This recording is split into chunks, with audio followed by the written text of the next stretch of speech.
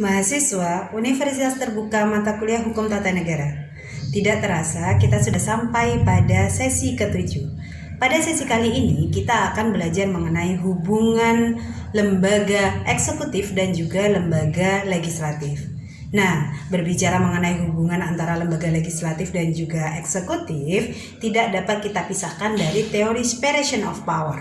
Nah, teori ini telah kita pelajari bahwa terdapat pemisahan kekuasaan antara lembaga legislatif, lembaga eksekutif, dan juga lembaga yudikatif.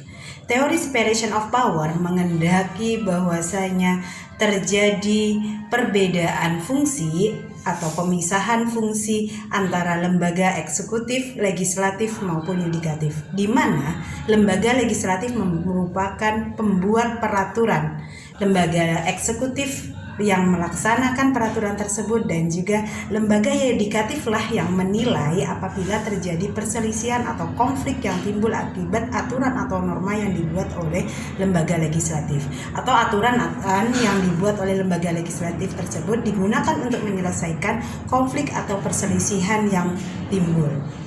Nah, yang kedua, kemudian teori separation of power menghendaki tidak terjadinya rangkap jabatan antara orang yang menduduki jabatan pada suatu cabang kekuasaan terhadap cabang kekuasaan yang lain. Bila dia menduduki jabatan pada lembaga kekuasaan legislatif, maka dia tidak boleh rangkap jabatan pada cabang kekuasaan di luar cabang kekuasaan tersebut. Yang ketiga adalah separation of power menghendaki tidak adanya intervensi, tidak adanya campur tangan antar lembaga negara tersebut, yakni tidak ada campur tangan antara legislatif, eksekutif maupun yudikatif. Dan yang terakhir adalah terjadinya check and balances, yakni saling pengimbangan atau saling mengendalikan antar cabang kekuasaan. Nah, kalau kita bicara mengenai hubungan antar lembaga negara yakni parlemen dan juga eksekutif, kita bisa melihat di Undang-Undang Dasar Negara Republik Indonesia pasca atau sebelum amandemen dan pasca amandemen, di mana terdapat perubahan struktur ketatanegaraan, yakni MPR sebagai lembaga parlemen tidak lagi memegang kekuasaan tertinggi, tetapi berubah menjadi kekuasaan tinggi yang sederajat sama dengan lembaga negara yang lainnya. Nah, MPR juga tidak lagi mempunyai wewenang untuk menghentikan presiden secara tidak prosedural, harus sesuai dengan peraturan, sesuai dengan Undang-Undang Dasar Negara Republik Indonesia.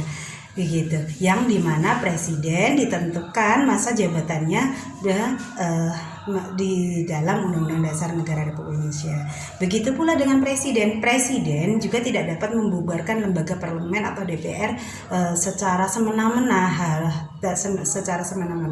dan presiden dalam membuat keputusan misalkan terkait dengan perjanjian internasional yang berakibat hukum terhadap beban keuangan negara, atau terkait dengan masyarakat berakibat pada masyarakat secara luas, maka presiden harus mendapatkan persetujuan terlebih dahulu dari DPR. Demikian yang dapat saya sampaikan. Terima kasih.